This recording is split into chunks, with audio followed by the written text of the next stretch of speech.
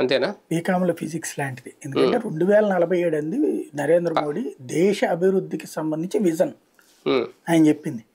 దేశవ్యాప్తంగా కూడా ఇప్పుడున్నటువంటి వ్యవస్థలలో తెస్తున్న మార్పుల ద్వారా మొన్న ఇక్కడే మాట్లాడారు కదా, 2047కి దేశం వరల్డ్ నెంబర్ 1 కావాలి. ఇప్పుడు మనం 5వ స్థానంలో ఉన్నాం. ఇదివరకు కాంగ్రెస్ టైంలో 12వ స్థానంలో ఉండేవాళ్ళం. కాంగ్రెస్ అధికారంలో రాకముందు. కాంగ్రెస్ అధికారంలోకి వచ్చాక 11వ స్థానానికి వచ్చాం ఆర్థిక వ్యవస్థ రీత్యా. ఇప్పుడు 5వ స్థానానికి వచ్చాం. దాన్ని ఈ ట్రిప్ గెలిస్తే 2029 నాటికి 3వ స్థానానికి తీసుకెళ్తాం అని చెప్పారు. 2047 నాటికి 1వ స్థానానికి రావాలి.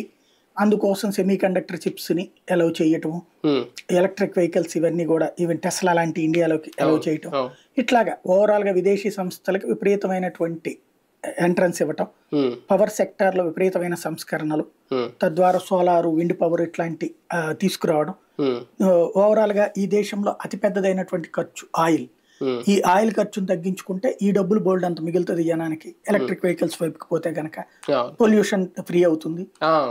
అలాగే మౌలిక సదుపాయాలు విపరీతంగా పెంచడం, విపరీతంగా రోడ్లు వేస్తున్నారు కదా, ఇంకా విపరీతంగా పెంచేసేసి విదేశాల్లో ఎట్లాంటి రోడ్లు అయితే ఉన్నాయో ఆ స్థాయి రోడ్లు ఇప్పటికే బిగిన్ చేశారు కదా, అట్లాంటి రోడ్లు అదే కదా ఇన్ఫ్రాస్ట్రక్చరే కదా ఒక దేశానికి ముఖ్యం. అట్లాంటివి చేసుకొచ్చేస్తే తద్వారా విదేశీ పెట్టుబడిదారులకు ఈజీ యాక్సెస్. దానికి అనుగుణంగా ఈ దేశపు చట్టాల్లో మార్పులు తీసుకొచ్చారు. ఇప్పటికే లేబర్ యాక్ట్ లో కానీ ఇట్లాంటి మరికొన్ని మార్పులు తీసుకొచ్చి ఇప్పుడు అమెరికాలో ఒక కంపెనీ